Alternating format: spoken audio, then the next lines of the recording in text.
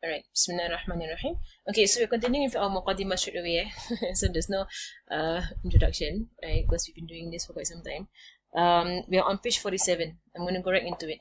Bismillahirrahmanirrahim. On page 47. Page 47. Now, do you all get your results? I went through the paper last semester. So any questions, any comments, you can post it up on the chat if you want. You can unmute yourself also if you want. Inshallah, no problem. Okay.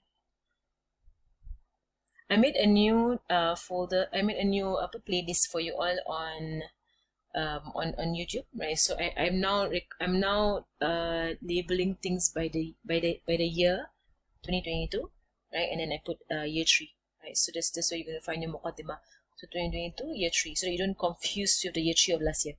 And last year I labeled all of your lessons under 2021.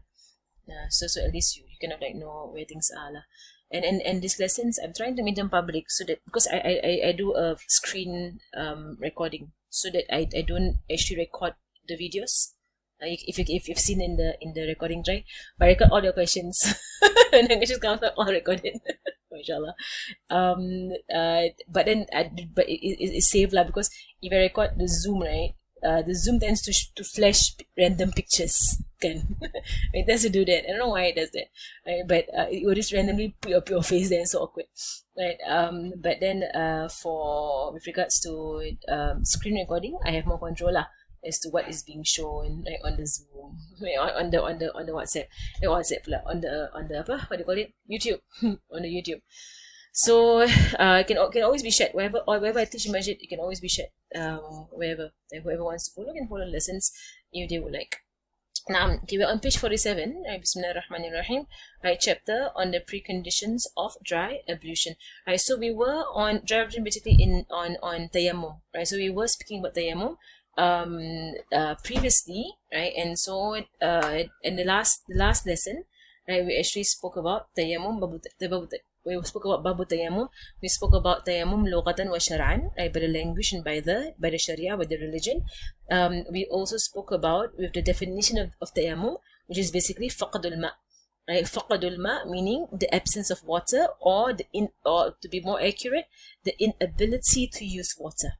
Right, that is the definition of the tayammum. So all reasons for tayammum fall under this one definition, right? All reasons for tayammum fall under this one definition of the inability to use water. So inability comes in 3 ways, right? Inability because you can't find water, right? Water is not, you can't actually find it. You don't have it in your hands. You can't find it. And we went into the details as to what does it mean I cannot find water. And when can I conclude for myself, as a revision from last year's work, right? So what does it mean for myself when I say I cannot find water? What does it mean? Right. So we say, how far must I search? For how long must I search? Till which distance must I go? Right. If I know this, for example, if I'm in Singapore, right, or for example, if I am in like a desert in Arabia, right? I know in Mecca there is water, right? Because Mecca got Zamzam. But must I go to Mecca? You know, is it that my knowledge that Mecca has water would render that I cannot take tayammum? Of course not, right? So they actually put in so you see why this definition. Now, when can I actually conclude I don't have water? At which point can I actually correctly by the Sharia conclude that there is no water? Or do I just sit down, no water, tayammum? Or no, I can't do that, right? I have to actually put in a bit of effort to see if really I cannot find water. Number 2, the second way by which you're unable to use water if the water is needed for something else, right? Needed for the life of an organism, or the life of an animal that is muhtaram, right? That is sacred. Like for sacred lives. And we went to what lives are not sacred. The third way by which water is not able to be used is if the body itself cannot take water. Right, so the body itself is unable to touch water. So either by a bandage, either by some form of wound, or by some illness, or the water itself is not usable because it's too hot or too cold, you know, and so on. Right, so the ways by which water is not usable. You're unable to use water by 3 possible ways. I went through that last lesson, right? And we also went through, right, with regards to the dry evolution, is a bit up, and we also went through beginning of the chapter on tayammum, all the way up, mashallah. Okay, we went through all of this. So this is all what I went through the last lesson there. So when do you decide that water is unusable? Right, and then this about the sick person, right? Also, we spoke about that, the loss of function of a body part because of water usage, and so on. Will cause scars on the body, will cause decolorization of the skin, right? All of these things, if it were to happen to you, then it is possible for you to not use water. And we also went into washing the healthy body parts. And if you remember in Safinatun Najah, I went into in detail what kind of jabira meaning bandage, right? What kind of bandage, what kind of cast I would require for you to qada, right? The prayer that you prayed in the kind of tayammum, and what kind does not require a qada. I went through that in Safin Najah, and I do a revision last semester, I did, right? Revision on that last semester, right? So that you can always keep it in mind, mashallah.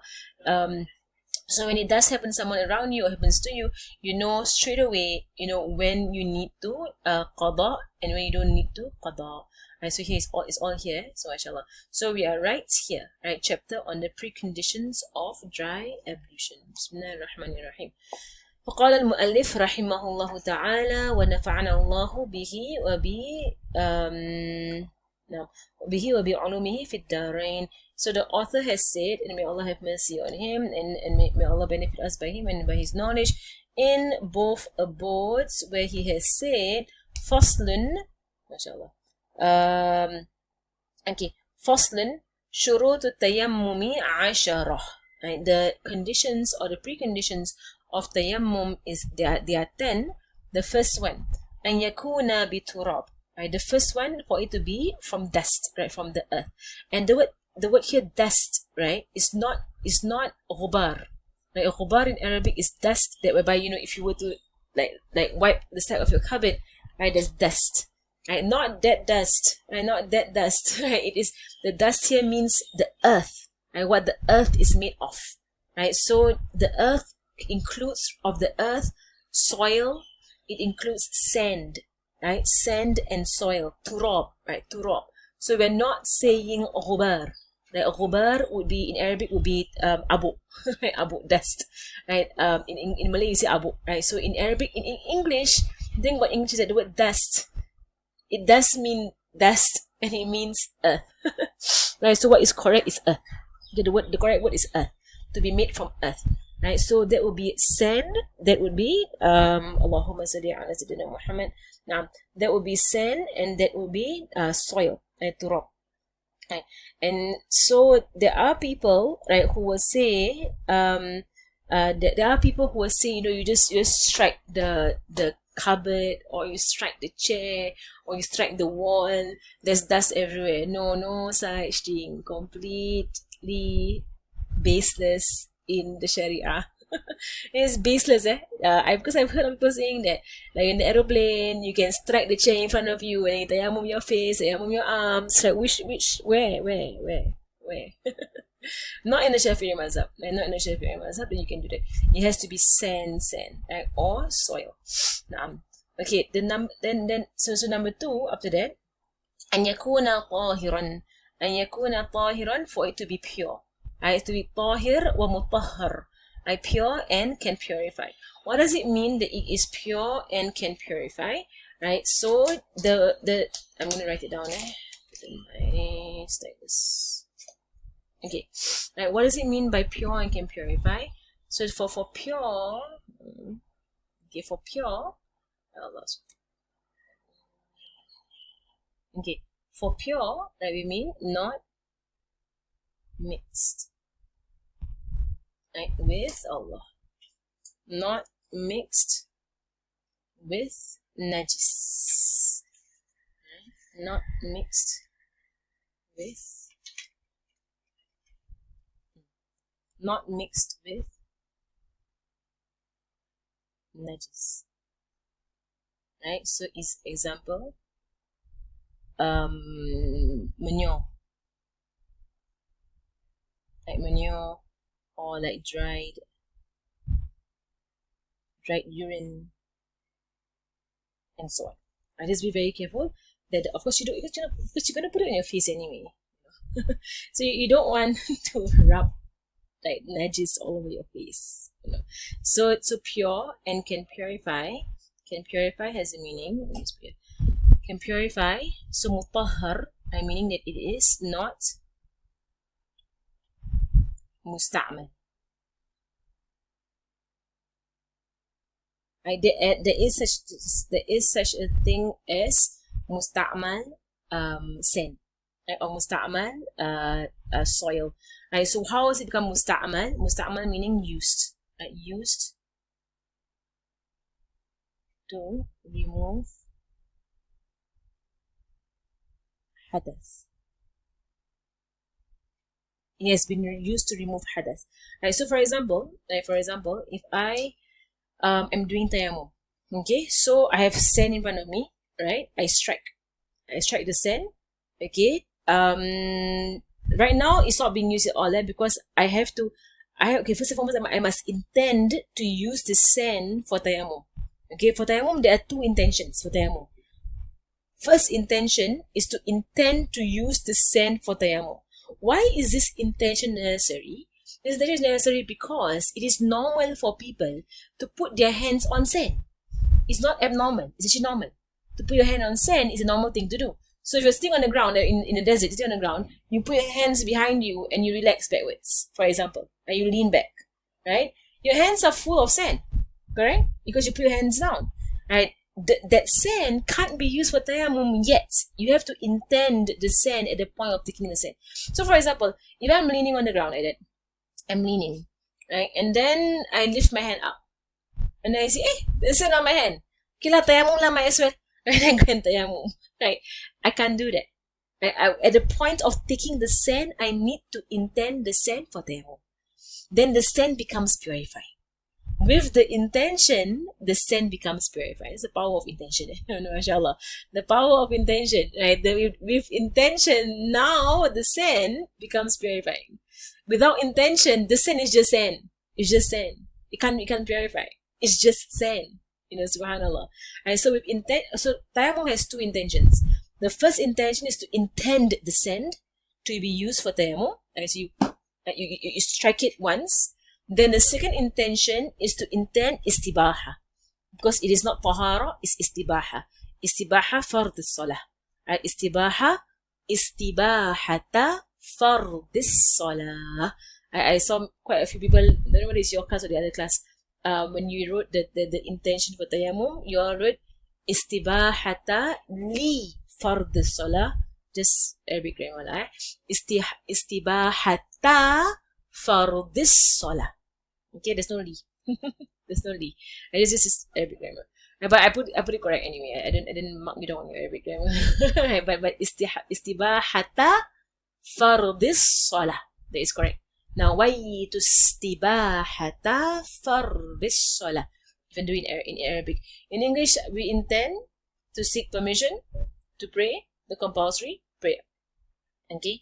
But if you say nawaitu istibahata lis-salah, I'll give you the full mark lah, but it's grammatically wrong. Inshallah. I know tahara is li. I say nawaitu taharata lis-salah. That's correct. But istibahata, there is no li. Right. So anyway, right, so you take you intend the sand, right? You hit the sand, right? And then so I intend the sand for tayammum. Hit. Okay, I intend the sand for tayammum. Hit. Right? Now sand is now purifying sand. Okay? This person does the tayammum on top of the same sand she hit on. So she hit the sand. She goes up, said, nawaitu istibahata fard as-salah. She wiped her face. Okay? The sand particles fall onto this sand. So now you have contaminated your sand. and you've contaminated the sand in front of you, because you have done your tayammum on the sand that you're using. So you can't use that sand anymore. It's musta'mal. It's musta'mal sand. So you're gonna move somewhere else and do tayammum there. So you hit somewhere else, then you do your arms. Right? So the best thing to do is wherever you hit, you don't tayammum over the place you hit. You tayammum somewhere else. Okay, you move to the side, you tayammum, you come back, you hit again. Okay, because sand can also be musta'mal. When I was doing a lot of tayammum tarim because of my I mentioned I had a terrible leg disease, a terrible foot disease when I was tarim. Couldn't even walk. It was so bad. The skin disease when I was tarim. But all these things, mashallah, you learn something in school, and then Allah gives you something to work on. Mashallah. So I had to do tayammum for like quite some time to do tayammum. So it was troublesome for me to always have to go out of my house, because alhamdulillah, for tarim, everywhere is sand. You go out of the house, you have like a whole lot of sand, outside your house.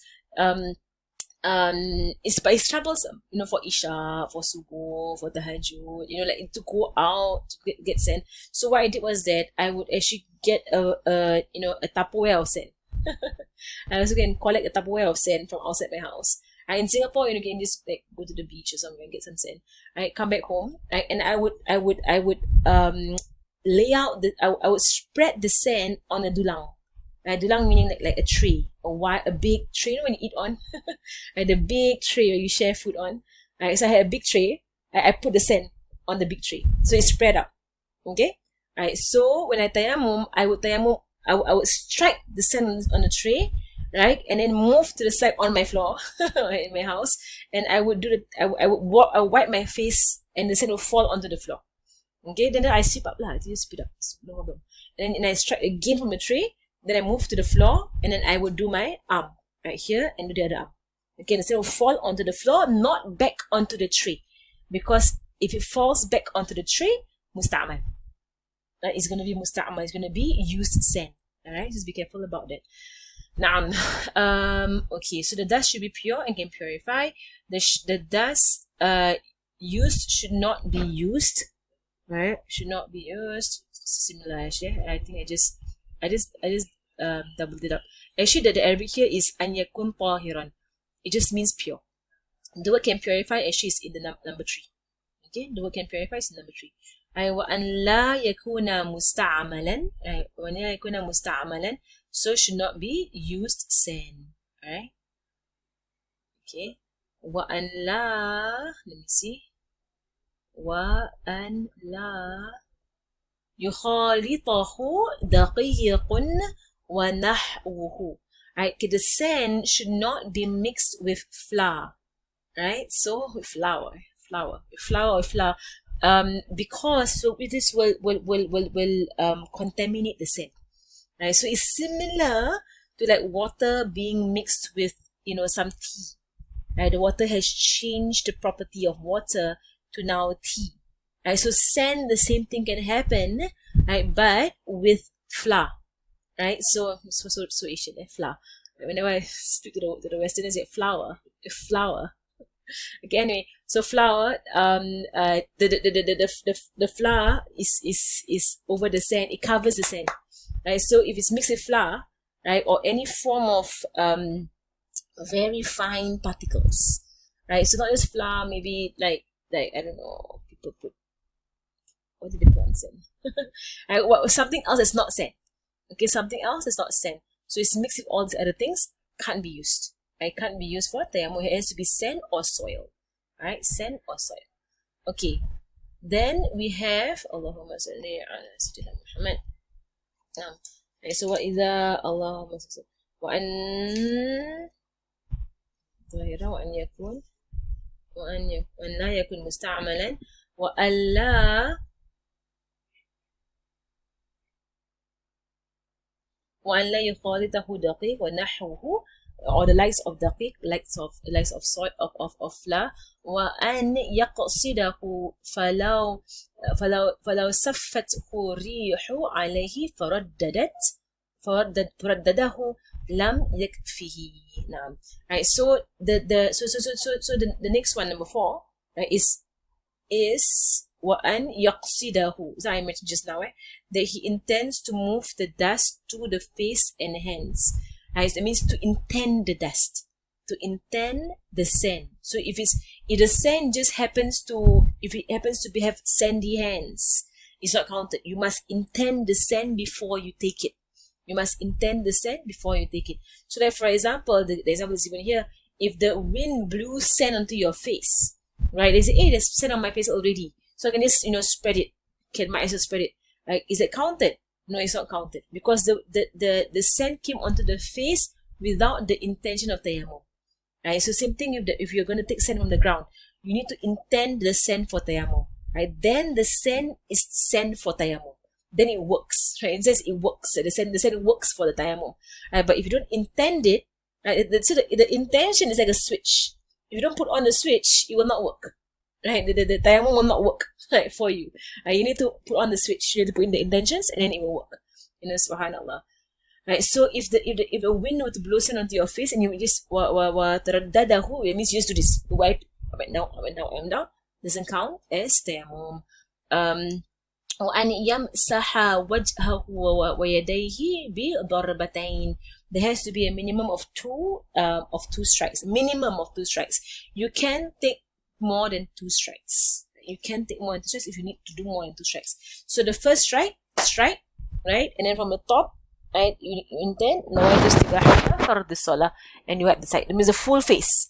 Okay, you don't have to go into every, like nook and cranny or whatever. You don't have to go into any cracks and insides or whatever. No, you just, from the top, go down and go to the side. Okay, that's all you have to do. From the top, go down and go to the side. And then for your arm, I mentioned before, for the arm, you're going to, so you strike again, right? Okay, so now, you can do however you want to do. The wajib is, as long as you spread sand all over, you can do however you want to do. You can strike and you can spread, and you can strike and you can spread, and you can strike and you can spread, and you can strike and you can spread. However many times you want to do, you can do. Okay? But there is a sunnah. The sunnah is 2 strikes. And no more than 2. Right? It's because you keep striking sand. Right? Only 2 strikes. For the sunnah, only 2 strikes. No more than 2. There's no sunnah of doing it 3 times also, because it's not washing. You're not washing. You're doing ritual. So you strike, right? And then the sunnah is to make full use of the first strike, right? So half and half, you can see me, right? Half and half, right? So you're gonna go down, down, down, down, down, down. It's the back of your hand, okay? Until the end of your elbow, right? Touch the end of your elbow. See that? End of your elbow. Turn your elbow around to the bottom half of your hand. So now the bottom of your hand, see my hands like that. Up, up, up, up, up to the wrist. See that? To the wrist. Stop. Okay. Okay, then the other side. You should roll the sleeves first, lah. Okay, for the hands part, right? If you're wearing a ring, you must take off the ring. Must. It's sunnah to leave the ring. It's sunnah to take off the ring if you're wiping your face. But if you're wiping your hands, it's wajib to take off your ring. Wajib. If you have any ring on you, lah. Okay, so now, and watch also, wajib, take out watch. Okay, so watch, anything on your hands, take out, wajib, take it off. Alright, so now with the second hand, right, so just now there was 1 strike, right? So this hand is not used yet, it's not used yet. Then was used already, except for the thumb. Second hand, right, so again you go down, down, down, down, down, up to your elbow, turn your hand around, up, up, up, up, until the wrist. Stop. So both palms have been used already. The thumbs have not been used. The thumb touch each other and wipe each other. Okay? Alright? So the hands have been done because you struck it already anyway. The back of the hand has been done. The front of the hand, the bottom part of the elbow has been done. Right? It has been done. Then you do this. Right, so with 1 strike, you can wipe both hands. But if you're like, how? How do I do it again? Like, I cannot remember how to do that thing, that hand thing. Right? Then do whatever it takes to rub sand over your hand. Okay, whatever it takes. So you can strike as many times as you want and rub, strike some more, rub, strike some more, rub. It counts. Right? But what we're showing you is a sunnah. Okay? Try and follow the sunnah. Right. Now, so what are you finishing? Oh, 12:15. Sorry. Then what else? Allahumma salli ala sayyidina Muhammad. Naam. So then he should wipe his face and his two hands, and with two takings of the dust, with two strikings of the dust. وأن يمسح وجهه ويديه بضربتين. With two takings of the dust. This is two is minimum, right? So two is minimum. So while here they put it as under the shuruts, under the conditions. Two is minimum, right? So it's not that you only can take two. You must minimum take two. Right? So if you took one time striking, right, and you wipe your face, I don't know how you're going to do your hands. Right? If you wipe your face already, you can't possibly like, hey, got some more sand on my hand. I can do my hand lah. I don't think it's possible. Inshallah. There has to be a minimum of two strikes, for you to do your hands, face and your hands. There is another mazhab, if you see people doing it, it's another mazhab that says wiping the hand like this only. There's another mazhab where all you have to do is wipe the hands until the wrist. That's all. The Shafi mazhab, tayammum has to go up to the elbow. MashaAllah. The mazhabs really have their differences of opinion, MashaAllah. They're different. Subhanallah.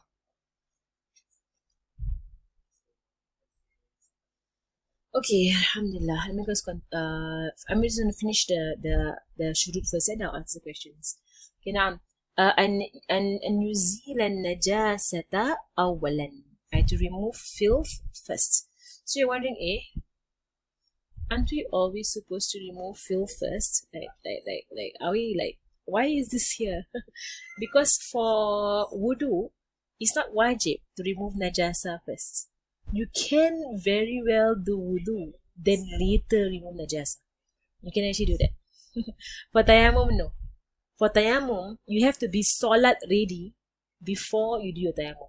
So your tayammum is the second last thing that you do before you begin to pray. Right? The last thing you do is to cover your awrat lah. Okay. So before you tayammum, you're supposed to figure out the qibla. You're supposed to clean yourself and your place and your clothing of all najasa. Basically, you need to be, because tayammum is a very weak form of purification. It's not even a form of purification, but it's a permission to perform the prayer. Tayammum is just there for salat. Tayammum is only there for salat. You're not doing tayammum for fun. No, it's all for salat. Let's get doing. Right. Allahumma salli ala Muhammad. Right. So with regards to tayammum, right, you have to be salat ready, and then you perform tayammum. So which is why the Allahumma salli ala Muhammad. Which is why the najasa needs to be removed. So on the flip side, if a person wants to pray, correct, and she has maybe some, like some najasa on her knees, for example, knees. Okay, so she needs to enter the bathroom to wash her knees. The najasa is on her knees. She must go to the bathroom to wash her knees. She's outside at the masjid at the wudu area. Can she perform wudu and then later wash her knees? The answer is yes. She can do so. Right? She can perform wudu first, right? Because she's at the wudu area and she's waiting for the cubicles to be free, and there are people in the cubicles. She can very well perform wudu first in the wudu area. Then she enters, and when the cubicles are free, she enters the cubicle and she washes her knee. Can she do so? Yes. No issue at all. No issue. However, for tayammum, if somebody has najasa on their knee and they want to perform tayammum, can they perform tayammum first and then wash their knee? Answer is no. Right? They have to wash their knee first, and then make sure they are clean of any najasa, and then they can perform tayammum. Alright, so one must first remove any filth that is on themselves. So this is how it can happen that someone had filth and then perform wudu. Right? Someone had filth on them and then they perform wudu. Wudu sah. Wudu is valid. Right? But they have to remove the najasa eventually before they actually pray. Okay? So here I have one whole najasa on my lap. My cat. Right? So this animal, for example, if I have wudu, right? So all I have to do later on is change my shit to get rid of all her fur. But if I need to tayammum, right? Even to tayammum, I must tayammum again later on, right? Because I can't keep tayammum anyway. Tayammum cannot be kept, right? But you have to just straight away. It's called istibaha, so you have to perform your prayer straight away. Okay. Number 8. أن يجتهد في القبلة قبله. As I mentioned, you have to be prayer ready, right? So which means that you must know the qibla, you must know the time of prayer. The time of prayer must have come in, right? You must be free of najasa. So all the conditions of salat must have been fulfilled. This is the last thing you're gonna do, and then you're gonna cover your aurat and then go and pray. Alright? So qibla settled. Like is it like a checklist? I know what's the qibla. Already prayer time. Yes. Najis all removed. Okay. Ready to pray. I am ready to pray. So go and tayammum, cover aurat, salat. Okay. Okay. So that's why all the rest of it is just basically you are prayer ready. Alright. To be in the time of prayer at دخول الوقت وأن يتيمم لكل فرض عين. Right. For every fard, you must do one tayammum like istihada.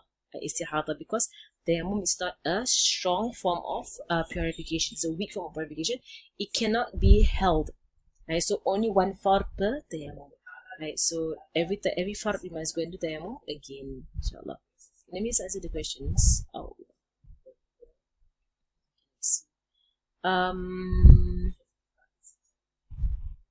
Okay, rocks and boulders consider rock.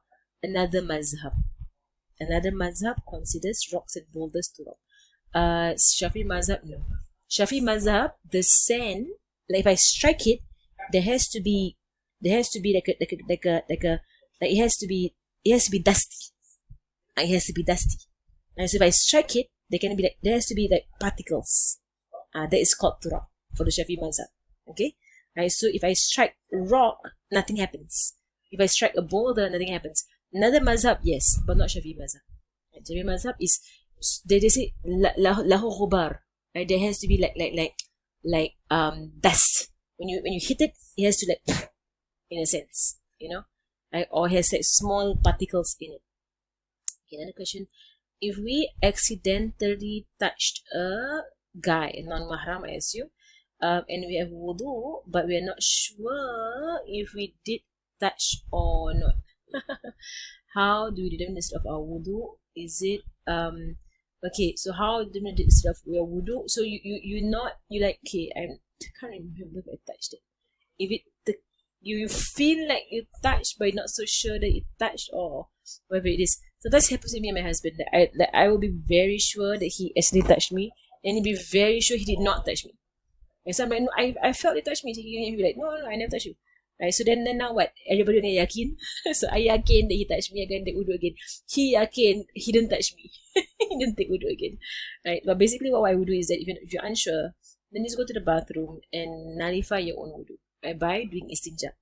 It's the easiest thing to do. You nullify your own wudu by doing istinja. So therefore, when you take wudu, you know you don't have wudu.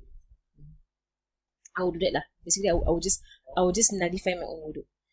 Lillahi ta'ala somebody asks, is Lillahi ta'ala a wajib component of niyat? It is not a wajib component of niyat, but it is wajib lah, in the sense that but you have to do everything Lillahi ta'ala. Right? But it's not a wajib component of niyat. It's just life. Life, everything is Lillahi ta'ala. Inshallah. Is it wajib to take off hands and streets for wudu? No. For wudu, it's not wajib. For tayammum, yes. For wudu, no. For wudu, as long as the water can go through, so even for a ring, if the water can go through beneath the ring, no problem, you can leave your ring on, especially if it's a loose ring. At most, what is sunnah is that you need to move the ring back and forth. Okay, move the ring back and forth. That one is sunnah to do. If there is no water, how can one remove the najasa before tayammum? Can you remove the ayn? Okay, you can just remove the ayn. Then in this situation, like for example, there's blood on your limb, right? And use tissue to remove the najasa use tissue to remove the najasa on your knees, right? Then you would pray with the remnants of najasa. you pray with remnants of najasa, which will require for you to do a qada anyway. Yes, you have to qada anyway. So if there's najasa on you, and then you try your best to remove it first, because the ruling in fiqh is to do what you can to the best of your ability. To do what you can to the best of your ability. Right? So you remove the najasa as best as you can, and then you take tayammum, and then you pray, and then you must qada. Yeah, must qada. Most times, let me tell you one thing. Most times, tayammum, like most scenarios of tayammum, you usually have to qada. Usually. Most of the scenarios must qada. Right, so anyways, qada. Now, how about sunnah prayers? Do we need to take tayammum again when you want to do sunnah prayer after coming for prayer? No, you don't have to. Right, so tayammum is istibaha. So you're allowed one fard and as many sunnahs as you want. Okay, one fard and as many sunnahs as you want. Is there a minimum of sunnahs for tayammum? No. Okay, do we need to see the sand go over every part of our tayammum limbs? No. There is no minimum general soil. Basically, the surface that you strike on has to be completely sand. The surface. Okay, so let's say for example, that ground is all sand, right? So I can't strike on grass. Grass doesn't count. I have to dig to try and expose the soil beneath. Okay, so I have to remove the grass or something like that, try and expose the soil beneath. Like for example, when I took the sand and I brought it into my house, I laid out the sand on the tree, right? I made sure that it covered the tree. Okay, so there was a layer of sand on top of the tree, and then I tayammum on that sand. Right? But doesn't mean that you know when you strike one time, you won't have like a whole lot of sand on your hands. In fact, it's a sunnah of tayammum, to release loose sand. So you strike and then you release it. Right? Then you wipe your face. It's a ritual. So the sand does not have to cover or touch all of your face. But your hands need to cover all of your face. Your hands need to cover all of your arms. Right? But your hands itself will have particles far apart. Right? They won't be like that, like a handful of sand. You know, inshallah. Right? But it's a ritual. It's a ritual. Understand it to be a ritual. Okay, alhamdulillah. There are no questions. I'm just gonna continue until 12:15. Okay, the integrals of tayammum. So you can finish this quickly by 12:15. Alright, so first let me just read my notes. Okay. First كان يسيرا أن يمسح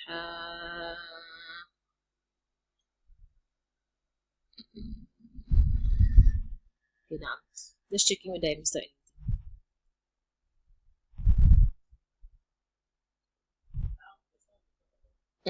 So just correct. I showed down the masalah someone asked us now about najasa.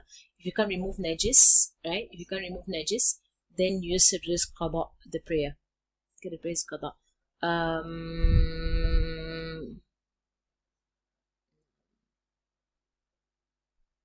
Okay, and there is actually a difference of opinion about that. If someone is unable to remove najasa, right? How do they pray? So, Sina Ibn Hajar. So in the Shafi'i mazhab, there are two main ulama that we refer to: Ibn Hajar and Imam Ramli. Imam Ramli and Imam Ibn Hajar. That our two main ulama, right? And this is why we have difference of opinion in the Shafi'i mazhab.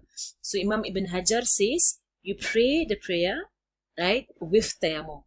Right? So even though you can't remove the najasa, you do tayammum and then you pray the prayer. Imam Ramli says since you can't remove the najasa, just pray without tayammum, because you have to qada anyway. Okay, so there are two opinions. Imam Ibn Hajar says you can't remove the najasa properly, right? Removing the tissue is not counted. Tissue is only valid for istinja.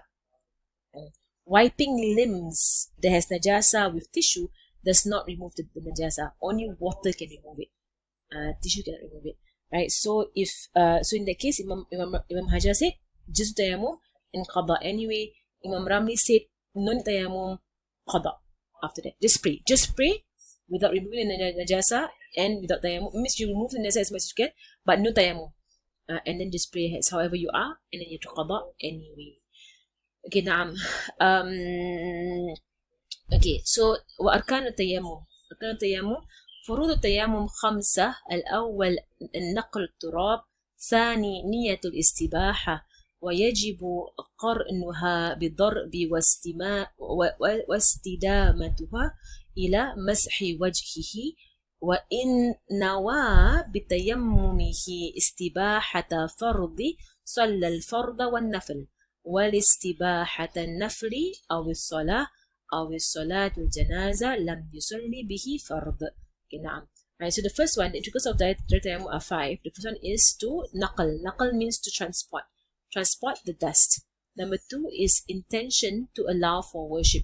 So your intention for tayammum is going to be at this game. I'm going to demonstrate. So you want to tayammum, right? You're going to intend in your heart, I am intending this dust for tayammum. The intention must continue in your heart from the point you strike the dust to the point you wipe your face. Okay, the entire time the intention has to be continuous. So I'm intending this dust for tayammum. Intending this for tayammum. Right? So strike with this in your heart. The entire time in your heart, dust for tayammum, dust for tayammum, dust for tayammum. The whole time, dust for tayammum, dust for tayammum. And you strike. Right? Dust for tayammum, dust for tayammum, dust for tayammum. And then now you wipe your face. Now I to istibahata fardu salah. Now you can stop the intention. Okay, so the entire time, from the time you strike to the time you wipe, now you intend the dust for tayammum. Okay, if you want in Arabic, nawaitu naql turab li tayammum. Nawaitu naql turab li tayammum. But can you say in English that I want the sign for tayammum, I want the sign for tayammum. We say it over and over in English. Also can. Okay, and then you wipe over your face. Right, and then if you intend fard, istibahata fard, you have one fard and as many sunnahs as you want. If you intend a nafil or sunnah, or you just intend salat, you can only do a sunnah without a fard. If you intend for salat janaza, you can only do the salat janaza and sunnahs, but no fard. You can't do any fard on top of that. Okay, then mashu wajh, mashu yadain bimarfaqayhima, tartib baina mashain. Okay, so I've done this just now, right? So to lengthen the intention, the wiping of the face, I mentioned just now, right? So obligatory to combine the intention with tapping of the hands on the dust, right? If he intends for dry ablution, to allow him to perform obligatory prayers. If he is allowed for him to perform obligatory prayers and recommended prayers, right? If he intends just recommended, only recommended, and so all I went through, and if it's allowed for. And he's not allowed for obligatory prayers. Wipe the face, wipe the hands into the elbows, and then sequencing. Alright? So just now I went through all of them just now.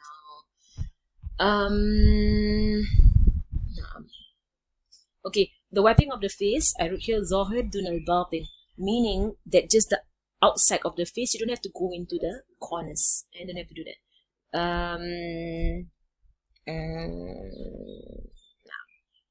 Okay. Alas, we've done that chapter. Any questions? Any questions? So, there are no questions. We'll stop there for today. Sallallahu ala sayyidina Muhammadin wa ala alihi wa sahbihi wa sallam. Alhamdulillahi rabbil alamin. Is there a question? Okay, I will take your attendance again. So I take your attendance again. For those who came in late.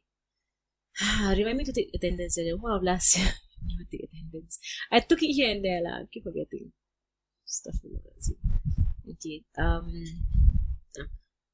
صلى الله على سيدنا محمد وعلى آله وصحبه وسلم والحمد لله رب العالمين. الفاتحة لرسول الله فعلا عملا خلاص مستقيم ودل الهدى ويسر بقبل النبي محمد صلى الله عليه وسلم وأرواح المعاني من شيخنا والزبير علينا وإلى حضرة النبي محمد صلى الله عليه وسلم. الفاتحة.